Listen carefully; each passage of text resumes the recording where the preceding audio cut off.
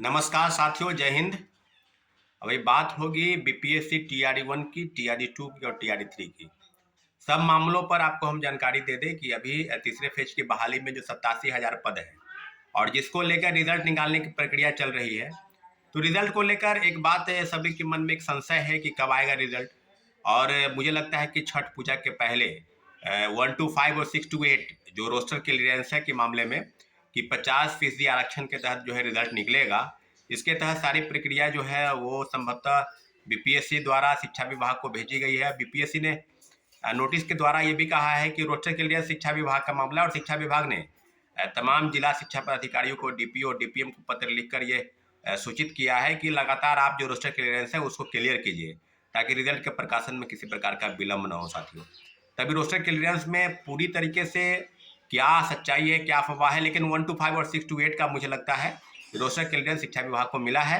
और 9, 10 और 11, 12 का रोस्टर क्लियरेंस जो है उसके मामले में भी।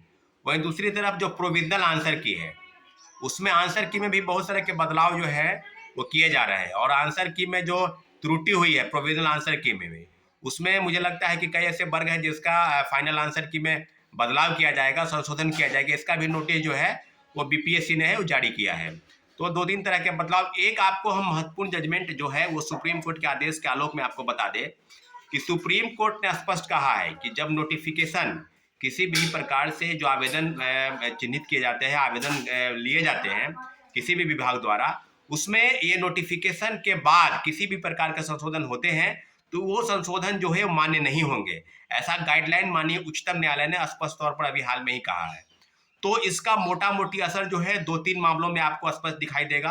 टीआरई 1 में आपको याद होगा कि डोमिसाइल नीति जो है टीआरई 1 में लागू नहीं थी जब नोटिफिकेशन आया था। और उसके बाद एक इंडिया गठबंधन की बैठक पटना में आयोजित थी और उसके बाद इंडिया गठबंधन की जब बैठक आयोजित हुई तो उसमें माननीय मुख्यमंत्री की तरफ से एक निर्देश आया कि डोमिसाइल नीति जो है वो लागू होगा। और डोमिसाइल नीति लागू करने के बाद पूरे बिहार में, पूरे प्रदेश में डोमिसाइल नीति के खिलाफ में एक बहुत बड़ा प्रोटेस्ट आंदोलन की शुरुआत हुई थी। और उसके बाद ये बात हुआ था कि डोमिसाइल नीति को हटाना जरूरी है। और डोमिसाइल नीति पर सरकार प्रतिबद्ध थी कि हम देश के तमाम राज्यों के लोगों को भी बिहार में नौकरी देंगे। परंतु जिस प्रकार से डोमिसाइल नीति के तहत जिस प्रकार से रणनीति बनाई गई कि कहीं ना कहीं उसका एक पॉलिटिकल माइलेज लेना था, पॉलिटिकल चीज़ों का उसका लाभ मिलने का जैसा था, परंतु लोकसभा चुनाव में हुआ नहीं। और ये चीज़ का खमियाजा जो है बिहार के शिक्षकों का, अभ्यर्थी और बिहार के नौजवानों बेरोजगारों को झेलना पड़ा, क्योंकि टीआरई 1 और टीआरई 2 में दोनों में डोमिसाइल नीति लागू है। आज हम लोग बात करेंगे फिर टीआरई 4 में कि क्या डोमिसाइल नीति लागू होगी।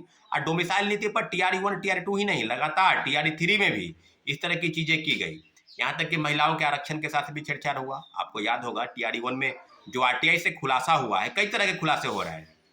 आपको याद होगा कि 1 to 5 यानी प्राथमिक शिक्षक बनने के लिए जो महिलाओं के आरक्षण है वो 35% बिहार की मूल कोटि की महिलाओं को मिलनी चाहिए, परंतु आरक्षण का लाभ उन्हें नहीं मिला। और लगता 17,000 महिलाओं को नौकरी में से 10,000 से ज़्यादा किसी दूसरे स्टेट की महिलाओं को नौकरी मिली। अभी कई राज्य के उदाहरण है। सीटेट के मामले में भी स्पष्ट तौर पर कहा गया है कि 42,000 फर्जी शिक्षक टीआरई 1 और टीआरई 2 दोनों में बहाल है। उसमें सीटेट के मामले में कहा जाए तो 60% मार्क्स आपको लाने हैं। 60% दूसरे स्टेट के लोग 120 में 90 नंबर से अगर आप आते हैं तो आप शिक्षक बनने योग्य नहीं है। ये सीटेट यानी सेंट्रल टीचर एलिजिबिलिटी टेस्ट में ये मामला सामने आया है।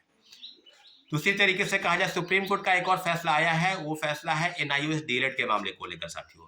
ये काफ़ी गंभीर मामला है क्योंकि एनआईओएस के शिक्षक जो हैं 18 महीने का जिन्होंने कोर्स किया है ओपन वाले, उनको कहीं ना कहीं टीआरई 1 में नौकरी मिली है।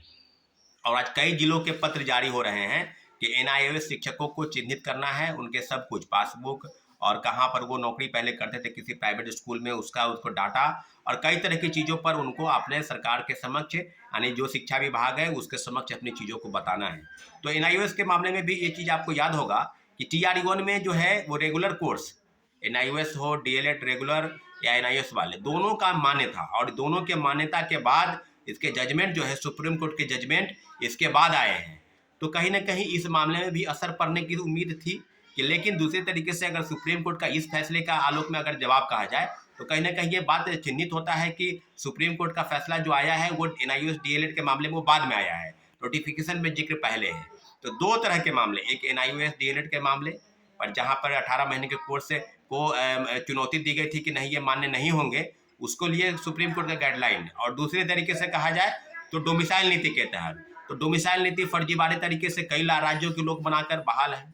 और आज सीटेट के मामले में भी अगर कहा जाए तो दूसरे प्रदेश के लोग जो है वो सीटेट के मामले में 90 नंबर से कम लाकर जो है बहाल है, उनको बाहर करने के बाद जो है किया जा रहा है। और कई जिलों की सूची जो है उनके पास आई भी है कि एनआईओएस के मामले में भी, आपको ये डीएलएड के मामले में भी, वही दूसरे तरीके से कहा जाए तो डोमिसाइल के सर्टिफिकेट के में भी बहुत तरह के फर्जीवाड़े जो है वो सामने आए हैं। तो साथियों अब पूरी तरीके से बहाली की प्रक्रिया अगर कहा जाए तो TRE 1 और TRE 2 वो दोनों में अगर बात की जाए तो हम लोग पहले से कहते आए हैं कि 1 कैंडिडेट 1 रिजल्ट और डॉक्यूमेंट का वेरिफिकेशन पहले हो, इस मामले में भी चिन्हित करने की जरूरत थी। परंतु आनन फानन में क्रेडिट लेने का एक होड़ था कि हम आनन फानन में प्रक्रिया को बढ़ाने जाते हैं, आनन फानन में बहाली की प्रक्रिया शुरू की गई और पूरी तरीके से इस प्रकार से बहाली की गई कि छात्रों अभ्यर्थियों को, क्योंकि जो डॉक्यूमेंट का वेरिफिकेशन होना था उसमें शिक्षा विभाग और बीपीएससी के बीच तू और मैं की स्थिति बनी रही और तब जाकर शिक्षा विभाग ने डॉक्यूमेंट का वेरिफिकेशन किया और जो बीपीएससी के साइट पर अपलोड सर्टिफिकेट थे उसी सर्टिफिकेट को वो देख रहे थे। तो पूरी तरीके से बड़े पैमाने पर फर्जी लोग बहाल हो गए। दिव्यांग प्रमाण पत्र कई राज्यों में, झारखंड में, उत्तर प्रदेश में 5-5 हजार में बन रहे हैं। अभी आप एक उदाहरण अभी भभुआ का देखिए, 15 मुझे लगता है कि 20 से 25 शिक्षकों को नोटिस फिर से मिला है कि वो फर्जी डोमिसाइल सर्टिफिकेट बनाकर बहाल है। तो ये इस तरह की चीजें हुई कि उत्तर प्रदेश से जो नजदीक के जिले हैं, सिवान, उसके बाद भभुआ, कैमूर, रोहतास, आरा, बक्सर और कई जिले ऐसे हैं जो उत्तर प्रदेश के बगल के हैं, उनमें कहीं ना कहीं डोमिसाइल सर्टिफिकेट फर्जी बनाकर लोग बहाल हुए हैं। तो साथियों डोमिसाइल नीति हो, डीएलएड के मामले हो, एनआईओएस के मामले और दूसरे तरीके से इस तरह के सुप्रीम कोर्ट का जजमेंट, जो सुप्रीम कोर्ट का जजमेंट है उसमें स्पष्ट तौर पर ये जिक्र है कि कोई भी फैसला होगा उसके पहले अगर नोटिफिकेशन जारी है तो उस पर ये लागू नहीं होगा। तो साथियों बड़े पैमाने पर TRE 1 TRE 2 में बहाली की प्रक्रिया में धांधली हुई है। वही TRE 3 में हम लोग लगातार मांग कर रहे हैं कि डॉक्यूमेंट का वेरिफिकेशन पहले हो और 1 कैंडिडेट 1 रिजल्ट। इसलिए मांग इसलिए है क्योंकि कोई भी पद खाली नहीं रख दिया, क्योंकि 87,000 पदों पर बहाली निकाली गई है। ठीक है साथियों, धन्यवाद, जय हिंद।